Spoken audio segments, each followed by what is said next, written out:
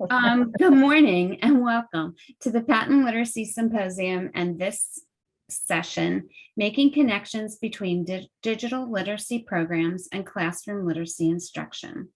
Hello, my name is Sherry Hartman from the Malvern office, and I'm excited to facilitate this session for everyone. But before we get started, we just have a few housekeeping items to review. Our presenter will be giving us a link in just a few minutes for the handouts for today. And just as a reminder, the session is recorded and is 75 minutes in length. To access closed captioning, click on the icon CC Live Transcript on the Zoom control panel.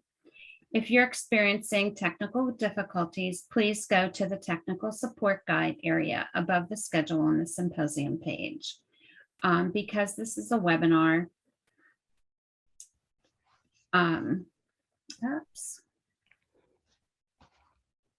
Because this is a webinar, the microphones have been muted and your video feature has been turned off.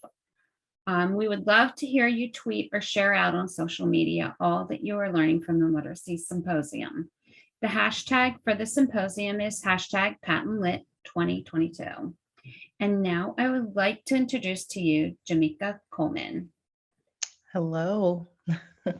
Hello. All right. Sherry, are you ready for me to go? I didn't know if you had more to say. Yeah, nope, we're all good. I'll hand the stage over to you. Thank you so much. So nice to meet all of you virtually. I can see some of you and others not yet. It's early in the morning. Welcome and thank you for attending my session on making connections between digital learning programs and classroom literacy instruction. And before I jump in, what I'm going to do, get over to that screen, I've got a couple of screens going here, is share with you how you can download the slides. So I'll put this information in the chat, or at least I'll put the link in the chat. Let's see. Let me hide this. Here we go. So there's where in the chat, you'll see the link that's listed on the screen. If you have a PC, the directions are slightly different for downloading the PowerPoint slides than if you have a Mac. But if you want to download the Google slides, it's the same process. So I just wanted to give you that information right off the bat. I'll leave it up for a few more seconds in case you need to take a look at the directions there for downloading the PowerPoint slides directly. And Jamika, I will replicate that link as people come in. Sounds great. Let me just put in here PC directions, and then that way, and then Mac directions. Oops, let's go back. And one more. Just want to make sure. I know folks like to have slides, and I want to make sure you've got them. Okay, and then Mac.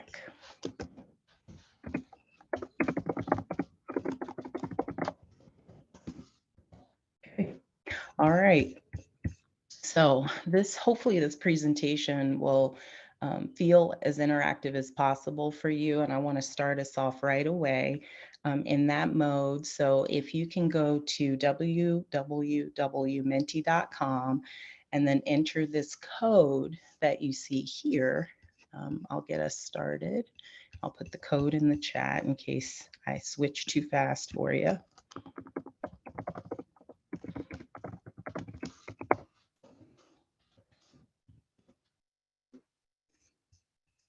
And we'll actually be using this link and code multiple times. So this is one you'll use multiple times. You'll use one other code in a minute. We're going to, like I said, do a couple of activities, but this one will be the primary one. So now I'm going to go to Menti, and if you've entered it, all right, we have a virtual teacher in second grade, Title I reading lead K-12, second grade teacher, reading specialist, great, SLP, K-12 charter school. Hopefully you're able to see this too. Great. Literacy coach, curriculum supervisor, virtual teacher, 5th grade, K2 ELA, instructional specialist. Fantastic. We've got a good variety of folks here. 1st grade teacher, ESL teacher. So happy to see all of you here and the variety. Okay, IS 5 through 7, learning support, SPED, Title I teacher. Oh, this is great. Great representation. All right, so this is great. Thank you for this. So lots of variety here in terms of grade and profession and the role within which you support early literacy and literacy, conventional literacy as well. Reading and math, there's this math dynamic, special education 10 through 12. We got all the way up to high school. Wonderful. Oh, hi, Ontario. Okay, so that brings me to the next activity. Let's see where we're all from. Let's just get a sense of who we're in this space with today. So going back to this slide, now you might want to re-enter the link, and then I'm going to give you this new code in the chat because I'm going to switch the screen. So you'll go back to menti.com and enter that code. And when you see the little circle, once you touch it, you'll see something like crossbars. You'll move it to generally where you're located. It's not going to be exact because the map is too small. And then hit enter, and it should start populating where folks are from. Perfect. Look at that. We've got the South, we have the Northeast, and the bigger the circle, the more people are inhabiting that region. Lots of folks from the North. Imagining we'll see a lot of people from the Pennsylvania area. We've got some folks maybe in Florida, California, I saw Ontario listed. Wonderful. Oh, okay. Midwest up there. Great. Nice to see where folks are hailing from. Good. I'm assuming this is the PA contingency. Again, I'm seeing what you see, so I can't see the exact state. Oh, okay. Up in Alaska, welcome. So glad you're joining us.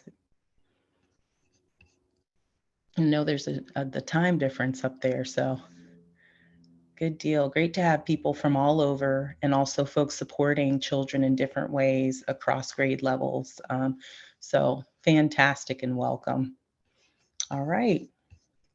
So going back to the presentation here, what I'm going to do is just kind of give you a little bit of my background and kind of what landed me here to talk to you today about digital learning programs. So I am a speech language pathologist. I've been working for over 20 years in the space of spoken language and early literacy into conventional literacy. I've worked with preschoolers all the way into the adult realm with looking at typical learning development and then children who struggle with reading, such as individuals with dyslexia and adults as well. And I've worked in a lot of different settings, schools. I worked at ASHA for a while. I was a clinical director. And collectively, all of that background has now landed me working for an educational technology company as their early literacy impact subject matter expert. I'm the vice president of early literacy impact. And my role is really to share what I know about early literacy. And I bring my speech language pathology background into that realm because of how important knowledge is around spoken language and its impact on early literacy. And the company I work for is EverFi. They serve a network of over 30,000 schools, and they have partners that are sharing in the mission of EverFi, which is to make sure that teachers have what they need at no cost to provide students with the type of resources that are going to facilitate children developing real world skills so they can have the success that they need beyond the classroom. And just to kind of sum that up, the mission for EverFi is the whole child learning piece. And to do that, again, these free digital programs are available Each program is associated with an impact report. So these assessments and reporting provide information on how students, and in some cases adults, are progressing in our courses, and all of our courses come with free implementation support. So if you're interested in that, that's what we do, is we try to make sure there's no barriers to receiving what's needed to ensure success for children. And the ways we can support and early literacy is what I'll be talking about today. So here's the agenda. I know we've got lots of folks in here who have a background in literacy, but what I thought would be helpful is kind of establish what my perspectives are, what my experiences have been, what the research says, and take us through a progression to get to our application activity around how you infuse digital learning into your curriculum instruction, or if you happen to support educators, information you can share with them around different ways they can make that transition from what's happening in a child's digital learning experience and how that can impact what happens in the classroom instruction. So first, starting off with what is literacy, looking at the state of literacy in the US and thinking about what is it that we need to know about what's happening with children to then be able to instruct them or provide intervention? How can digital learning help? So that entails learning a little bit about what it is and how it impacts literacy instruction today, and then doing this application activity that I shared with you. Okay. So what is literacy? To talk about literacy, you have to talk about language, because literacy is language. And what this simplistic chart shows is that relationship. So we know, as speech language pathologists and others who are very adept, teachers, educators, reading specialists who know about spoken language, that it includes listening and speaking. Written language also has a receptive and an expressive component. Reading is the receptive component, and writing is the expressive component. We know from research that children who struggle with listening comprehension often also struggle with reading comprehension. So those multi-directional relationships are important and critical. And literacy is a synonym for written language. So I use those interchangeably. Here's a chart that I developed when I was working at ASH. It's on their website. It's called the Language in Brief. It's in the Language in Brief document here that you can link to from the slides that I provided. And what you should see here, I'm not going to go in depth here, but I wanted to really drive home that the relationships amongst the components of language. So, we have these 5 sub-skills that make up language in general, and they permeate throughout every domain of language. So you have listening, speaking, reading, and writing. And to go down just to make that point, look at the semantics piece here. You see, we have listening vocabulary, we have speaking vocabulary that we pull from when we want to communicate. When we read, we pull on vocabulary to understand. And when we want to compose our thoughts on paper and print or type them, we use our writing vocabulary. So how do we pull that? And so I think it's important to think about these pieces also relative to digital learning programs and what they are bringing to the table for children in the form of practice, and where children might be hung up. If a child's struggling with their reading vocabulary, they're likely also struggling in some ways with their listening vocabulary. And so this chart can help brainstorm where the problems may lie. Is it with reading vocabulary, or is it with the precursor skill, again, such as listening vocabulary? So please reference this chart. It's freely available to anyone as you're thinking about how to further differentiate your instruction for children in the literacy space broadly. Okay, so a term that we hear quite a bit is the science of reading. And the science of reading it's also something that I think can be nebulous. Like, people are thinking, what does it include? I really like Jakob Petcher's definition. He composed this with colleagues in an article, and it's the science of reading refers to the accumulated knowledge about reading, reading development, and best practices for reading instruction obtained by the use of the scientific method. So I'll unpack that. First, the knowledge about reading, what it is. What is reading? And so I'm going to talk a little bit about what we think of when we say what reading is. And I'm actually going to take you through an exercise of just listening to how reading develops in a very, again, simplistic way, because reading is rocket science. We know that. The fact that we learn to read is amazing. There are lots of potential pitfalls that can happen along the way. And so when a child learns to read, it's a miraculous event, particularly because as what we know in reading research is the brain is not developed for reading. We have to develop it. It develops as children become exposed to print. There are parts of the brain that are repurposed for the sake of helping individuals learn how to read. And in a typically developing situation, that happens beautifully. But when something goes wrong, we use what we know in the science of reading to help us figure out how to help those children get aligned and provide them the supports they need to be successful as well. And that also falls into this reading development progression piece and thinking about what's the trajectory, what's the scope and sequence that we're looking at, and what are the components that comprise moving towards conventional literacy. And then lastly, what are the best practices for instruction? What is it that we should be doing? What strategies work? What's been proven? And so I'll talk a little bit more about that, but collectively the science of reading is what is the research that's been done that tells us about what reading is, tells us how it develops, and tells us the instructional methods that work best in certain situations for particular populations. And there's lots of research out there. And one that you've likely heard of is the research done over 22 years ago by the National Reading Panel that identified the big five: the phonemic awareness, phonics, vocabulary, reading fluency, and reading comprehension. So we've got lots of information and more information coming out daily to support best practices backed by the science of reading. So this is also likely a familiar schema for you, Scarborough's reading rope, and it is based on work done by Goff and Tunmer in 1986, in which they found through their research that language comprehension and word recognition are important for developing strong reading comprehension skills.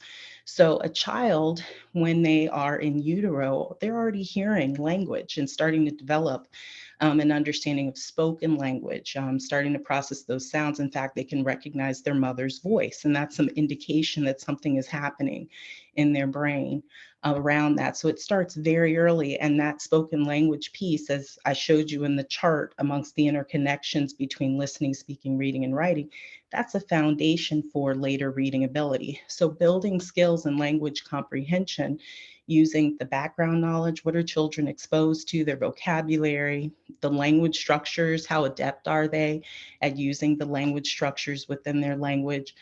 What about their verbal reasoning skills, that inference, that metaphor, very important for reading abstract information and understanding it.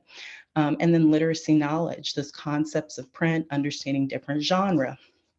Language comprehension in combination with the child's understanding of how the sounds in our language map onto words in decoding, and also the sight recognition of words in combination is what puts children on track to become increasingly strategic and more automatic in their ability to recognize words, to be able to read them out loud fluently, and then eventually be able to understand that information, and then finally be able to use all of those skills to learn from what they're reading.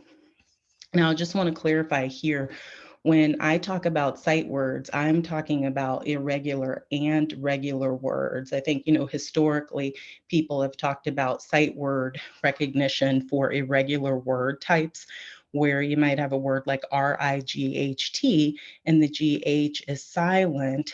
And so that would be potentially, in some folks back in the day, far back, a sight word. But in reality, we've learned more about what sight words are, and that's really just building up your repertoire of words, your vocabulary for any words, regular, irregular, and being able to pull them quickly, automatically, using that automaticity to be able to read fluently, and therefore to be able to improve upon your reading comprehension of more advanced texts. So concepts that I've just talked about, I included these in the slides that you have. So I'm not going to read each of these to you, but I wanted to leave you with these as just kind of thoughts, highlights from what I just shared. So again, it looked like from what I saw, many of you, if not all of you, have some expertise in literacy. But for the sake of this conversation, I wanted to make sure that you're seeing my perspective and what I understand about the reading acquisition component. So what I'm going to do now is take you through an activity where I read to you. So I'm going to show you pictures, and I'm going to talk about, let's get out of this. I'm going to talk about the relationship between building blocks of reading. So I'm going to switch my screen now and take you here. And so now I just want you to listen. So the journey to reading begins in infancy. Typically, developing babies hear words spoken to them. Their brains break those words down into the smallest meaningful units of speech, phonemes. Those phonemes are committed to memory. As books are read to children, they have more opportunities to code phonemes into their memories as well as develop print awareness. When children are taught sound letter relationships, they draw on the phonemes in their memory to make associations with printed letters, which is the foundation of phonics. As children grow their phonics knowledge by decoding printed words, they associate those printed words with words in their listening vocabulary, which builds their reading vocabulary. And as children read words with speed, accuracy, and proper expression, their reading fluency increases. Children's ability to use all of these skills previously mentioned, especially vocabulary knowledge, background knowledge, and reasoning skills, allows them to make meaning of text.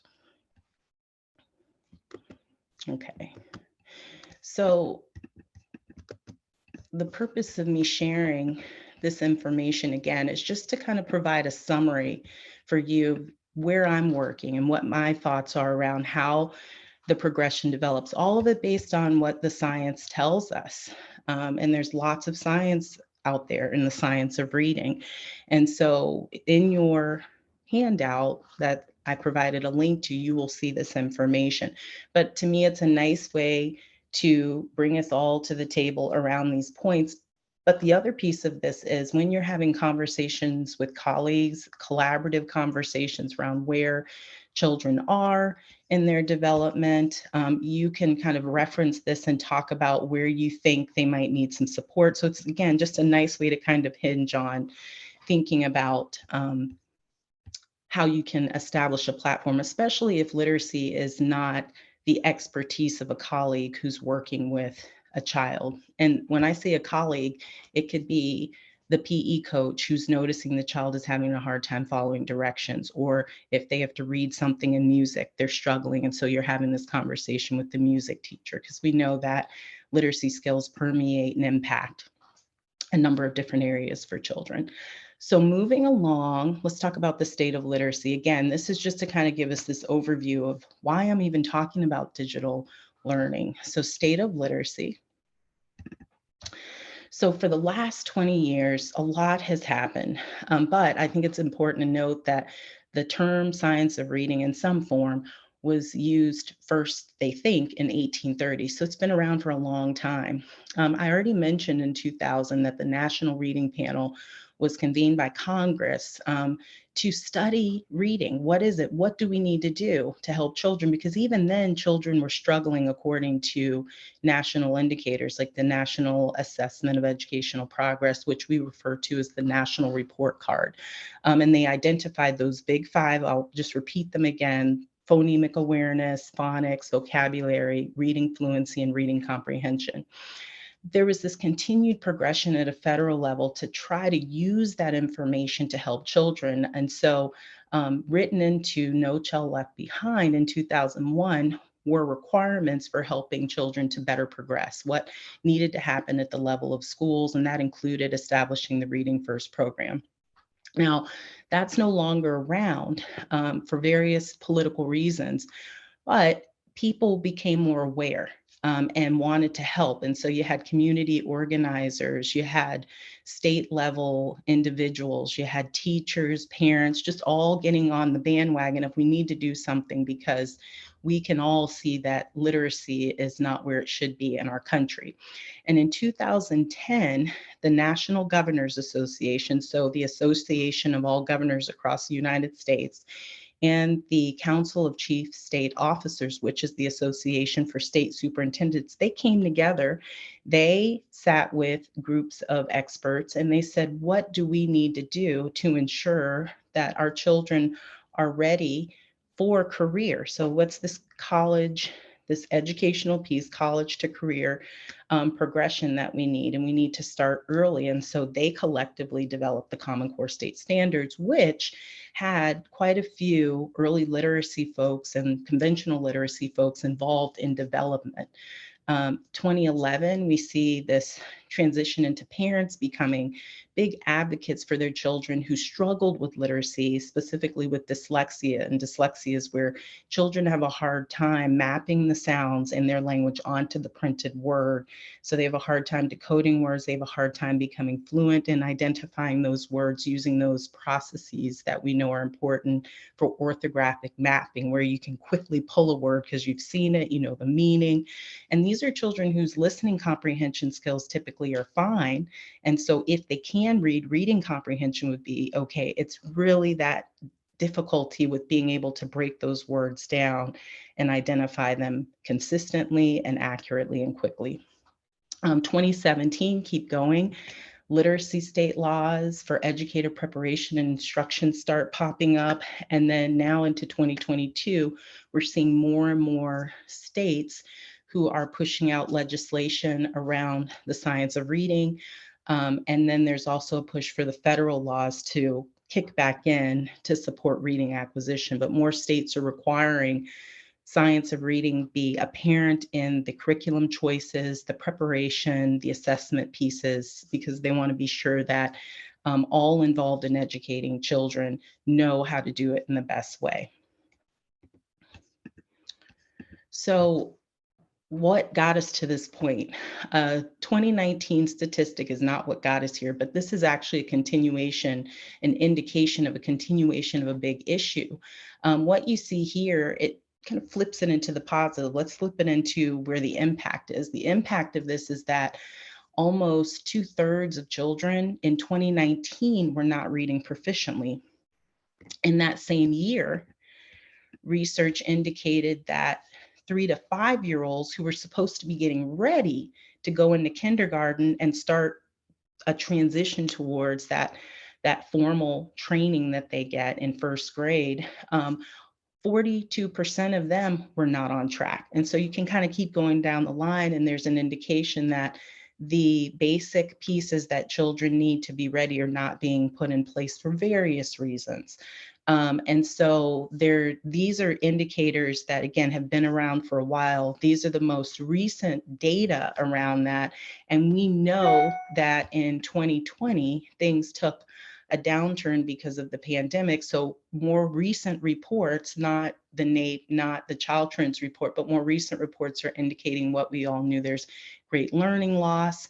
And with regard to early literacy, the population most impacted are kindergarten through second grade students, because many of them didn't even have an opportunity to be in those educational environments to get what they needed to be prepared to go into school and begin to learn. And a lot of it is around making sure they have strong spoken language skills and experiences that build the background knowledge.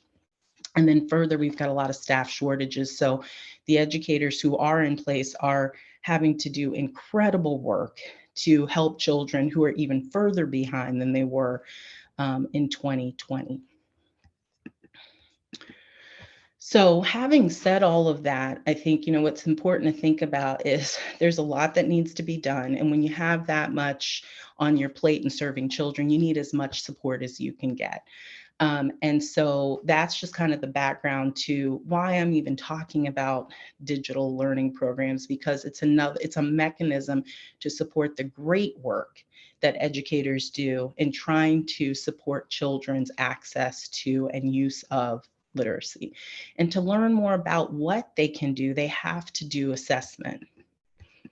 And so when I talk about assessment and evaluation tools, I speak from these categories that are, I'm sure, very familiar to you, especially thinking about the first two, the progress monitoring, which is a type of formative assessment. And so I've listed a couple of examples that may be familiar to you there, especially the curriculum-based assessments where you get the baseline information, and then for a child at the beginning of the year to see where they are in their skills, and then you make sure that the children are having progress monitoring experiences throughout the year so you can determine if they're making progress as expected at different junctures. And sometimes that aligns with the quarter, so every 9 weeks.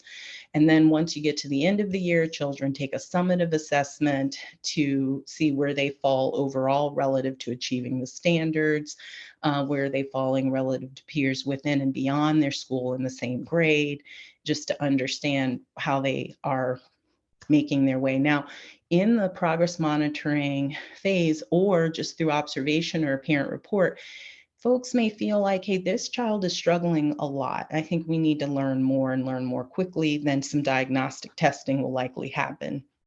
And so these, again, are some examples of diagnostic testing done to really try to pinpoint if any issues exist, where are they most likely? And then if it's determined that a child is having difficulty, the standardized tests don't tell you exactly what needs to be done or all of the things that may be in deficit.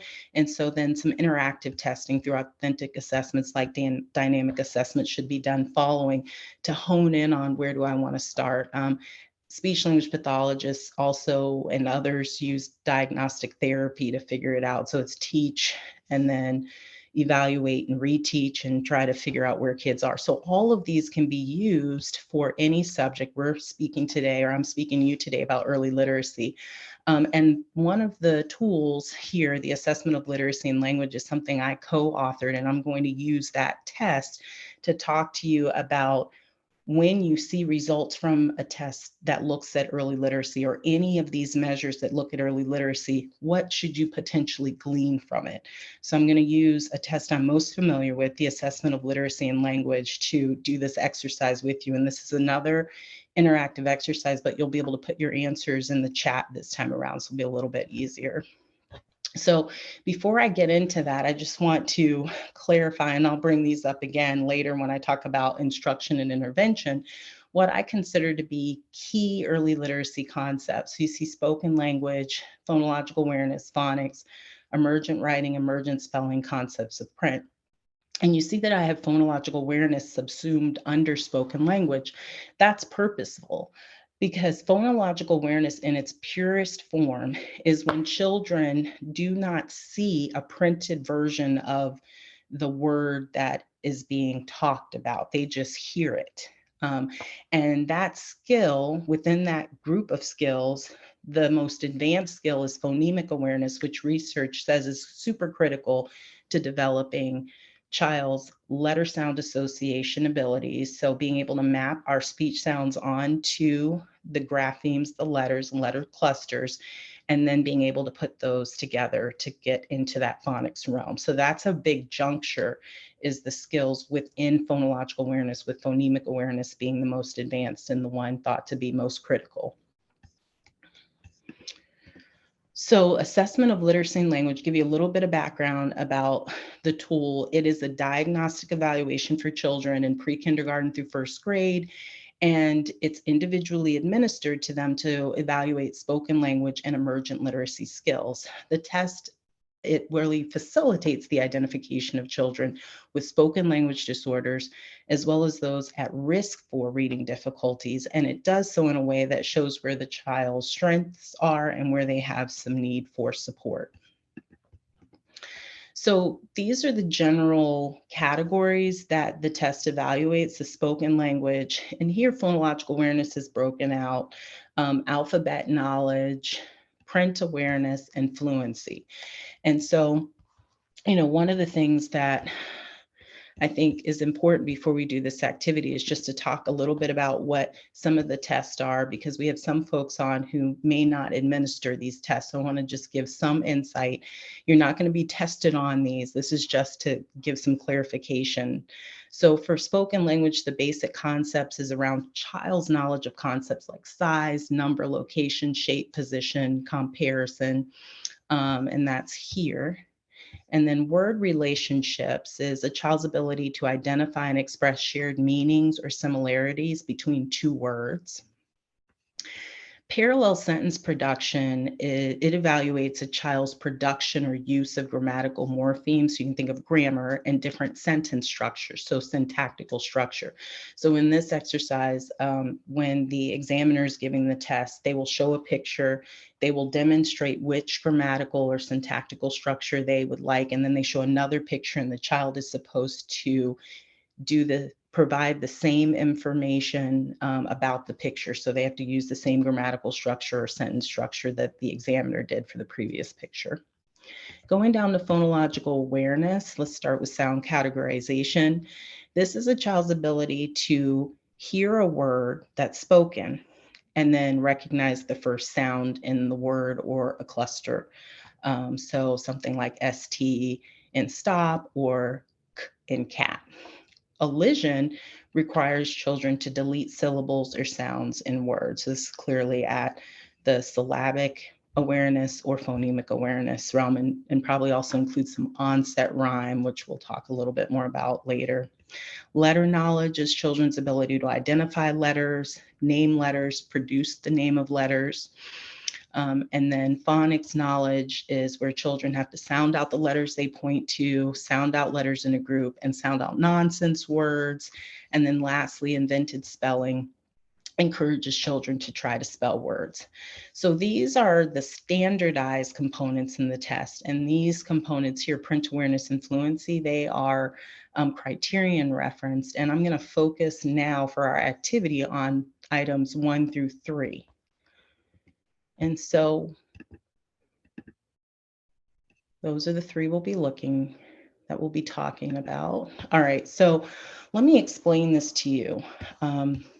So what you see here, spoken language, and on the other slide, you saw that these were the areas that are tested in the assessment of literacy and language that reflect spoken language.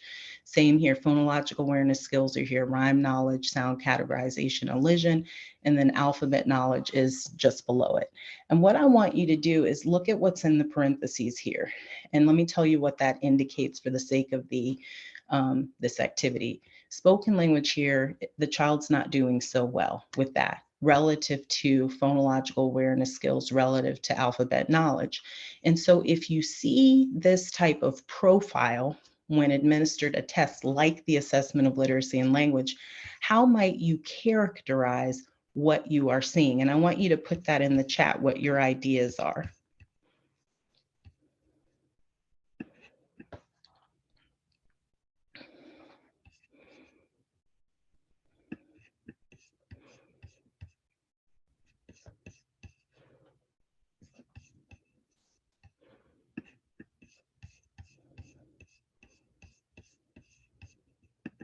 Okay, and I'm going to go ahead and show you what I put in for this one so you can get a sense, because it's just a very few words, what I'm looking for here. And then I'm going to progress to the next one. So I saw somebody put receptive language, articulation, learner has good phonological awareness and recognition. Thank you. Great, great, great, great, great. Okay. So this child clearly, very simply, there's something going on with spoken language. It could be in the receptive language realm, okay?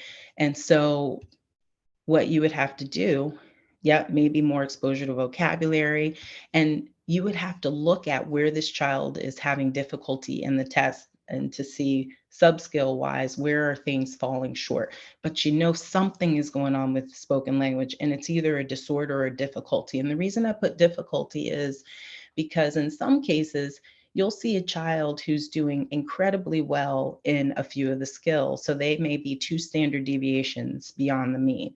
And then you see a skill like spoken language, and it's in the average realm, but it's significantly different, much lower than the other 2. And so that child might not qualify for special education or 504 plan. But you know there's a discrepancy there. And so you share with families, share with teachers, so you can think about what, if anything, can be done to facilitate, trying to make these skills more commensurate. potentially. But then many times you see kids who are below average. And so then, and they likely will qualify for spoken language disorder. And then through the authentic assessment, you can figure out, and through looking at classroom data, classroom observations, so those multiple measures that ESSA and IDA require, figure out exactly what's happening in these realms. Let's do another one. Okay, so here, spoken language is pretty good, it looks all right, but phonological awareness and alphabet knowledge are not where they should be. Again, this is just general. So I'm kind of giving you what you should be looking at here, how might you classify this profile. And thank you for those who responded to the first one. Really good insights there.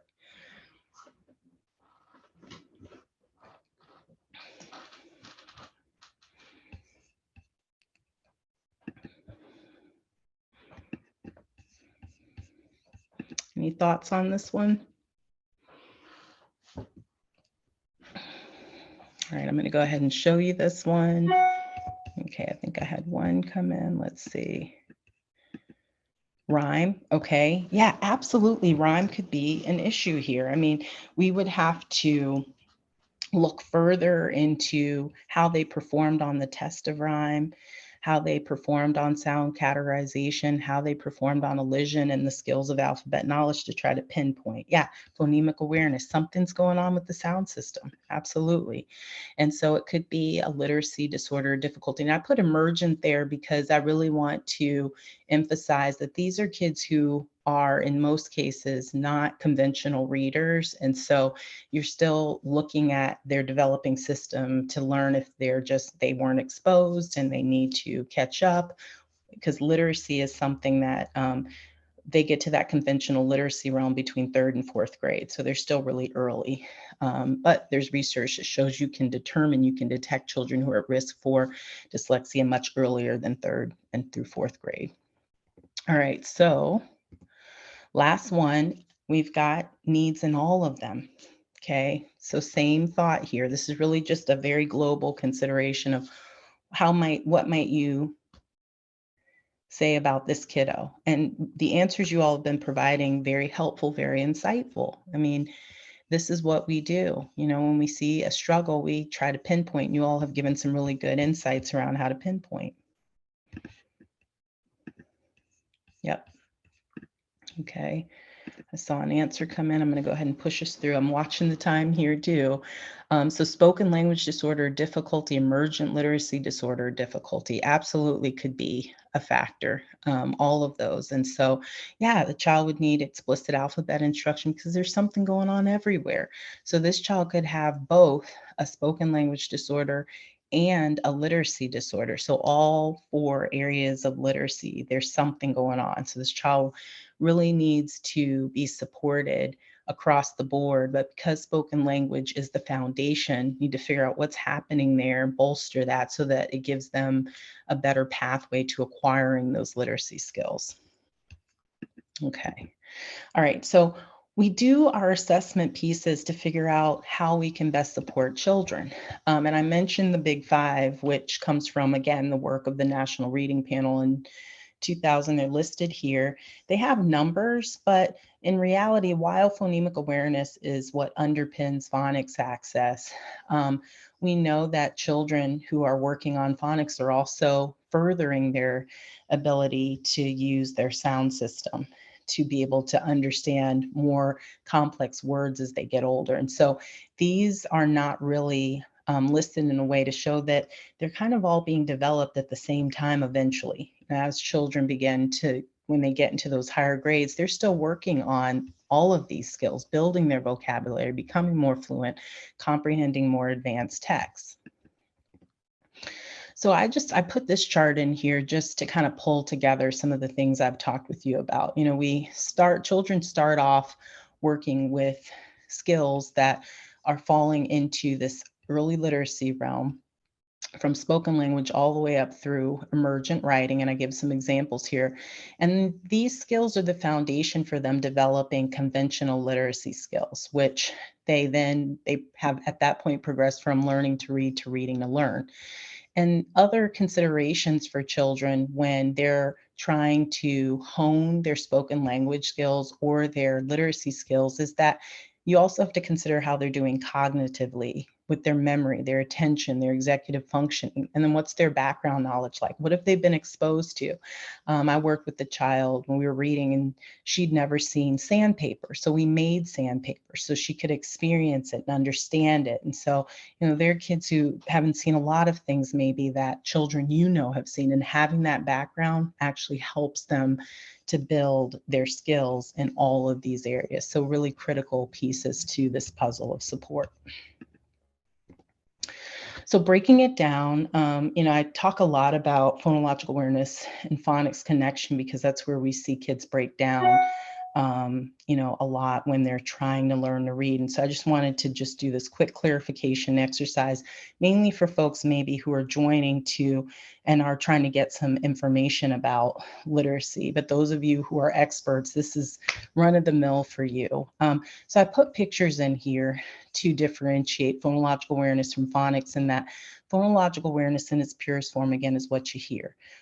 Once you add a printed piece, something you can see, then you're in the phonics realm. And I keep the ear because we know that what children learn in the phonological awareness realm makes it possible for them to develop the phonics skills. So there's definitely a foundational piece to phonological awareness, and so it's integrated into the phonics piece. So that's what this slide shows. It's got some information about different phonological awareness skills. So here at the word level, this also happens to be a syllable cup, breaking cup down into its onset and rhyme. So when you talk about onset rhyme, you're talking about a syllabic unit. So a word that is a one-syllable word has an onset and rhyme. But if you have a multi-syllabic word, you have multiple onsets and you have multiple rhymes, most likely. So understanding that onset rhyme is at that syllable level, and you're breaking off the consonant sounds that appear before the vowel sound in a syllable is your onset. So it could be that you have the word stop, your onset would be st, so the ST, and then your rhyme would be op, OP. And then getting to this level here, and I left some out, I just gave you a few examples because I could have given you some rhyming tasks too. And then cup, k, up. Okay, so they would either break it apart, segment, or blend it, like, this is promoting. And at that phonemic level, now they're ready to make the transition into the decoding piece. But all along the way, as you'll see in this chart, again, this is in your handout, and I'm not going to go through all of this. Children from pre-K and even before, they're learning different phonological awareness skills, becoming more sensitive to them as it relates to spoken words at the rhyme level, talking about onset syllables, while they're also starting to learn about letter names and some letter sounds. These are happening at the same time. And in fact, research indicates that for typical learners, it's a good practice to introduce them to some phonological awareness tasks while you're also working on print tasks, those phonics-based tasks. They go hand in hand. And so you'll see that in each of these columns for the different grades represented as children progress from these earlier stages to more advanced work in phonics and phonological awareness. So key components of literacy instruction, and this is really just to sum up. These are things that super critical to this process is teacher training. There's so much research out there that talks about how important teachers are to this process. Teachers are incredible. And when I say teachers, I mean educators broadly. I've worked in schools where speech language pathologists are the teachers. So anyone who is working with a child to help them to access reading, like a reading specialist or a reading coach, speech language pathologists, even occupational therapists are doing some work these days with colleagues who have expertise in reading. The occupational therapist may be helping with the writing piece and making sure that they're collaborating to infuse what the child needs from a reading perspective. Literacy coaches who are working with teachers to support them in their understanding and implementation of reading strategies, instructional methods, assessment, all of that is super critical. So it is a big team effort. So that pre-service training is important, but also the ongoing professional development.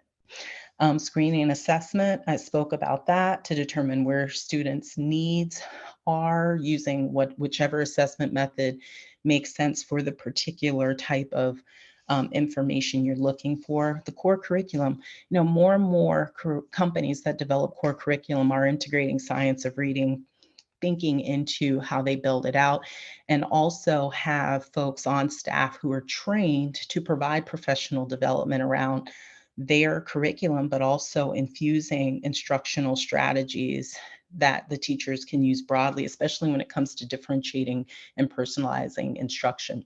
Progress monitoring really could have been under the assessment piece, but is pulled out because it's just so critical and so important to keep on where are children and where are they in the moment, and how can we get at whatever the issues are right then so that they don't linger and get bigger, and that they have the best chance of achieving their grade level standards and beyond. And then lastly, it's important to have a variety of classroom materials and resources that support literacy acquisition. So that includes books. Are there a variety of books, a variety of levels of books, topics, decodable, leveled text? I mean, I think you need everything. You have to figure out which one is best for a child. So maybe you have the child practice the skills that they know using a decodable text, and then you've taught them, gotten some words in their vocabulary through structured phonics of identifying how to decode some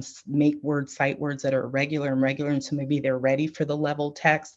And then you have text on a variety of topics of interest to different children. So the narratives, the informational texts that are culturally relevant, and that fit into a culturally responsive teaching model. Also, I've talked a lot about spoken language. The listening comprehension stations are important. Children can listen to books that are beyond their reading level, which is important for them to continue to build that listening comprehension vocabulary. So when they get to the reading level of that book, they will have already heard those words and be ready now to understand what they mean when the children are at a stage to be able to decode them. So listening comprehension stations are super important. And then, what I'll be talking to you today is about a specific digital learning program a little later. All right, so now on to digital learning and literacy instruction. First and foremost, what is it? It's actually a pretty broad term. You may have heard e-learning, electronic learning, technology enhanced learning, all are applicable to digital learning. And its use of technology to assess educational knowledge or academic knowledge, as well as provide instruction that supports how children learn. And so some examples of that are virtual classrooms.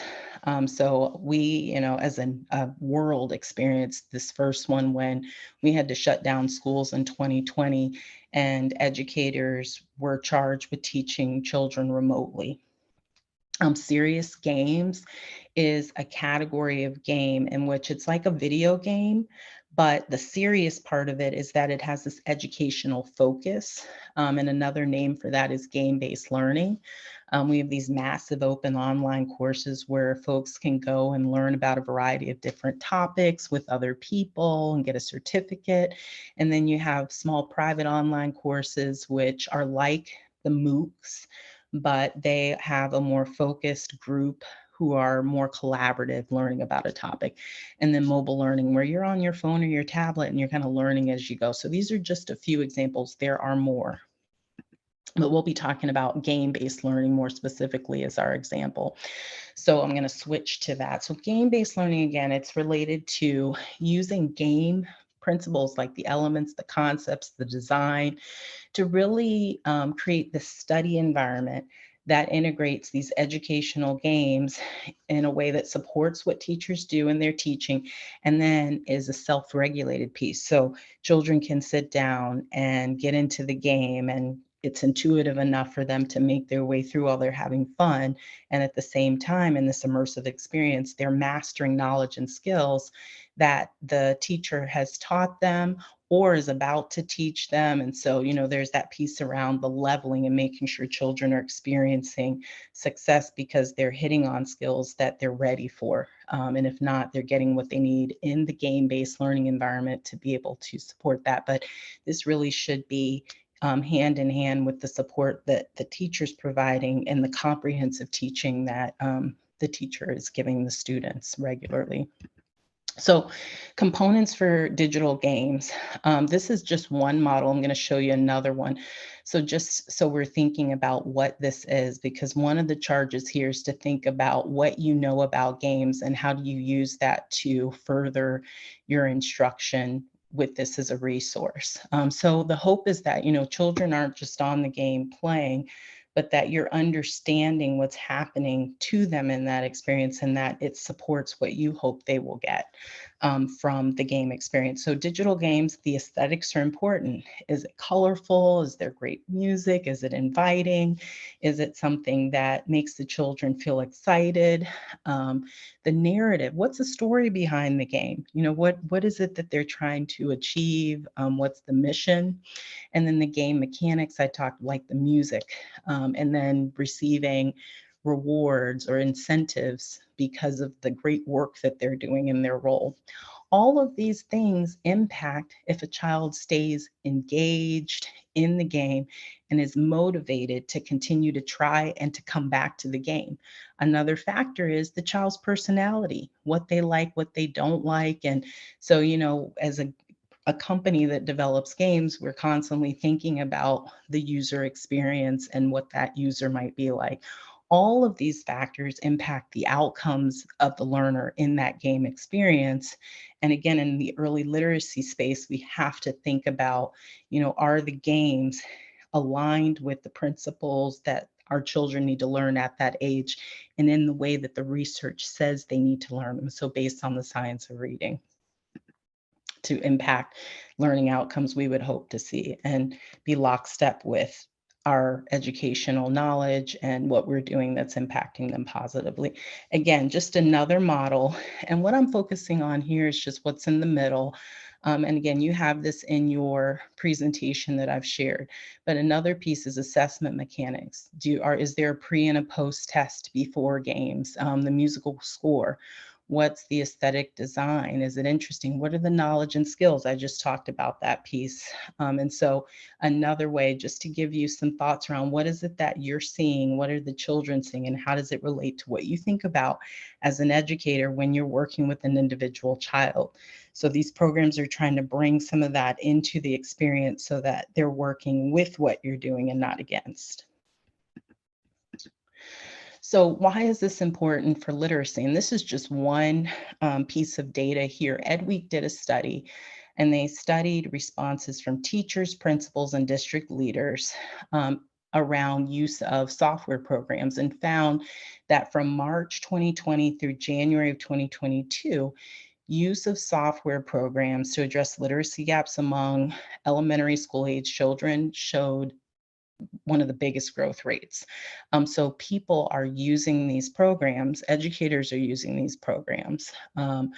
And principals are aware of it, district leaders are aware of it, that this is something that folks are finding to be important and helpful in some ways. And at least they're thinking this is something that can help children, and that's really important. And so that's why it's important for us to look at it and then think about how are we extending it into, again, the great work that educators do in helping children to achieve these literacy skills.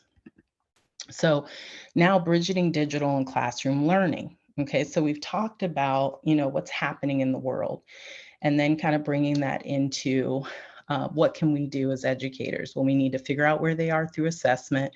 Then we need to figure out what are our instructional processes. And then we need to have this understanding of what digital learning is so we can put it in our toolbox and say, these are the things I know to pull from to really align with what I'm doing to support kiddos. And that's where we are now in this presentation, is thinking about what you bring to the table as an educator that will help you to better use digital programs. So this looks really complex. I'm going to break this down so that you can think about where you fall along the outside continuum here. So let's just start with these colorful circles in the middle.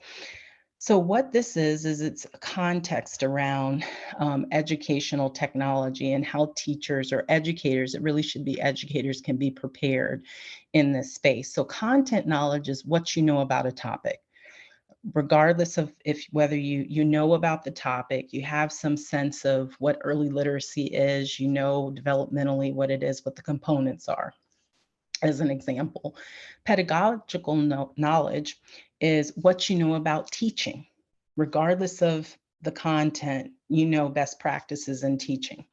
Technological knowledge is what you know about using technology. It could be Zoom, it could be game-based programs, it could be a classroom management system or learning management system. What do you know about that? So once you go here to the pedagogical content knowledge, again, I'm going to use early literacy as the content knowledge example. Here it would be, what do you know about best practices for instructing children in early literacy? Your technological content knowledge is, what do you know about early literacy technology programs that you can use to help children? Here, your technological pedagogical knowledge is, what do you know about using technology to instruct children?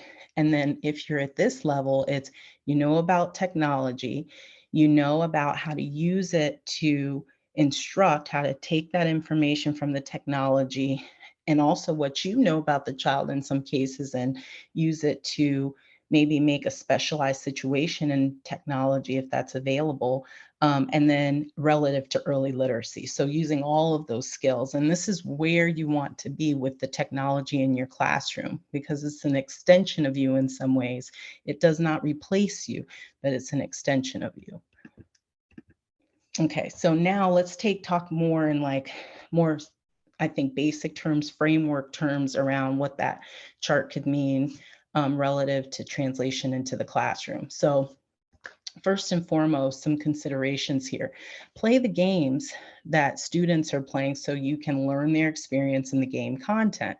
That's really important so you can have that conversation with them.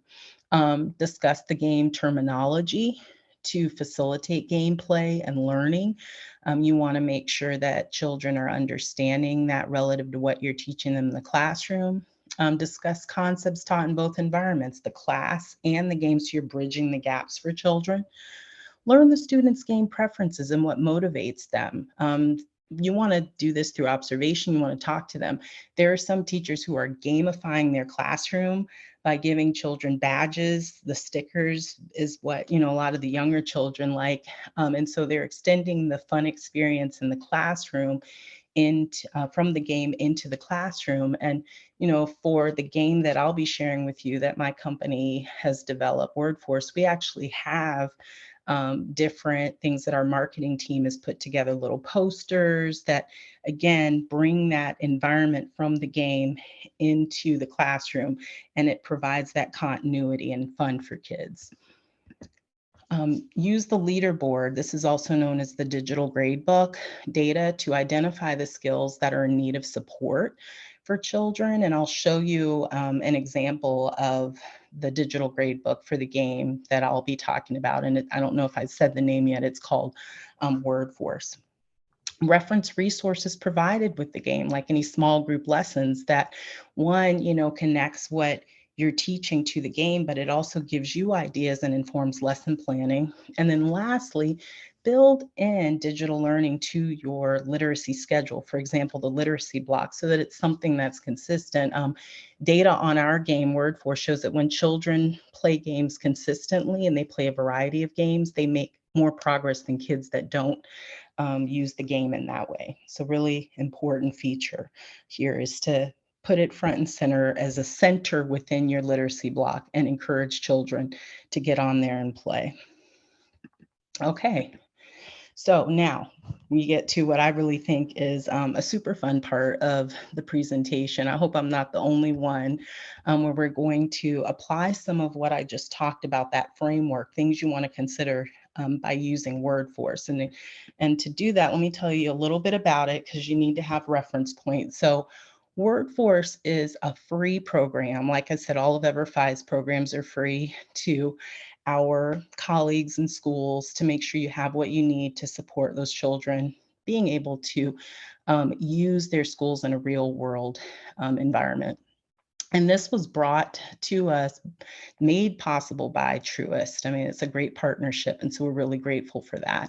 So let me tell you the narrative. I talked about in digital learning, one of the really important features is to have a narrative. And so the narrative behind WordForce incorporates social emotional learning, empowering the child. And so the child is put in this position of being the commander of this ragtag group of space superheroes called the Word Force. And so when the children see the first scenes of Word Force before they get into the games, they learn that their superheroes were in a space station when this huge donut flies into the station and it damages the station and it disperses the seeds of hope that they had collected.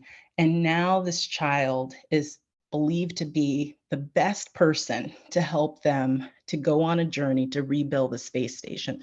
So immediately faith is put in the child. You can do this, which is important when learning to read because we know for some children it is hard. And so children are encouraged. They're also given a helper. So they know you are not alone. And this little guy here, RoboPig, he is a helper in this scenario. And then there are other in-game characters like Unicorn Man here that the child gets to go on these journeys with, and there are several of them. And so they get immersed in the experience and they've got this partner and they feel encouraged because RoboPig is right there to say, hey, here's what you need to do, or no, you kind of got stuck there. Let me repeat this, or no, that's not quite it. And so he or whoever they chose as their helper gives some feedback. So WordForce is designed for kids in kindergarten through second grade, and it has 15 games, each with 5 levels, and the levels are only about 8 to 10 minutes each. So if you have a 20-minute rotation in a center, a child could play 1 to 2 of the games levels. And so each of the games, the 15 games, incorporates one or more of these skills in the practice. So the phonological awareness, phonics, vocabulary, spelling, or reading comprehension. So what we're going to do next is talk a little bit about the grade book. And what I want you to notice here is here are the children's names and here are the 15 grades, or excuse me, 15 games. And you can see here that this little one is having trouble with 2 games. And so you would want to learn more about what these games are and what they are designed to facilitate in the classroom setting.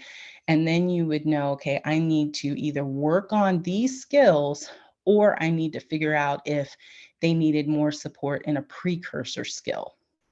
Now, if a child seems to be doing really well, and you look at this, you might think, great, you're on target, or maybe I need to stretch you into a subsequent skill. Maybe I need to push you a little bit further along in a different way. So for any child, whether they are on task, whether they are struggling, whether they're going beyond, there's information you can obtain from the leaderboard, which again is also called a grade book or digital grade book. There are many terms for it. So just wanted to share that thinking for you when you're looking at data and digital learning programs. Now what we're going to do is start getting ready for our interactive component. And I mentioned to you, and I'll repost where you'll need to go in a minute in the chat. But what I want you to do is watch a short clip of one of the games in WordForce called Sprouting Sounds. And we actually are about to release version 2 of WordForce. It's coming out sometime soon in the next couple of months or so. And so it will include all the great things we have and then some additional features like more embedded support, and down the line we'll have some ebooks that children can read, and we have interventions that are part of that embedded support. So really great support there. So you're going to be watching a clip, and while you're watching it, I want you to look for a few things. What is it that you're seeing? Is it phonics or phonological awareness? I want you to, and then I'm going to scroll through screens. You're going to be thinking about what sub-skills are addressed. Okay, so what are the pieces that are making up the phonics or the phonological awareness? Because we talked about different pieces. Like, for example, with phonics, you have letter sound association as an example. Phonological awareness, you have, other pieces here like phonemic awareness, rhyme awareness for sub-skills. Precursor skills are, maybe skills that the child needs to develop before. So if you're talking about phonemic awareness as a sub-skill, a precursor skill could be rhyme awareness, because research has shown that rhyme awareness helps children to develop phonemic awareness. And then what's a subsequent skill that child might want to work on? So if they're doing pretty good with letter sound associations, maybe you want to start doing the word decoding with them. And so kind of moving them along in that way. And then I want you to think about activities you might incorporate into the classroom to address the sub skills, precursor skills, or the skill. Okay, so perfect. All right, so here we go. I'm going to play the clip for you. The forest has lost its trees, and we need to help replant them. We have to find objects that begin with the D sound, as in dig. I see a dog, a desk, and a dolphin. They all begin with D. Place them in the 3 spaces below. Desk, D, desk. Dolphin, D, dog, D, dog. Well done. Let's plant another tree for the forest. We have to find 3 objects that begin with the sound, as in mouse. Look carefully. Some of these objects do not begin with Milk, map, yo-yo. Milk, map, rake, does not begin with Try again. Moon, moon. Okay, so let me get out of here. And what I'm going to do, I realize I'm at close to time, so I'm going to show you the responses. Forest has lost its trees, and we need to help replant them. The forest has lost its trees. Okay, so let's go here. So this is sprouting sounds, and you don't need to go to menti.com. I'm going to show you this one, and then you'll have the slides for these answers too. So this was a phonological awareness task, and you're welcome to put it in the chat if you want. Great. Okay, sub-skill or sub-skills addressed if you want to do that. Okay, and I'll just go ahead and give the answers. Onset rhyme awareness, and these are not exhaustive. You might come up with something different. Okay, word awareness, syllable awareness, rhyme awareness. A subsequent skill, phonemic awareness. And then there are many activities that you could do in a classroom to translate this. Again, I talked about incentivizing classrooms, but in the phonemic awareness realm, you could pick activities anywhere along these 3 continuums, depending upon where a child is and where they need support, hands-on, manipulatives, etc. So I'm going to stop there because I think we need to transition at this point. I want to thank Sherry and thank you all for attending. My contact information, let me just show you that, is in the slides. So please feel free to reach out to me if you have any questions. Sherry, thank you so much. Oh, and thank you. And thank you for everything, and to all who attended this wonderful session today. This session will be available on the Patton YouTube channel in the near future.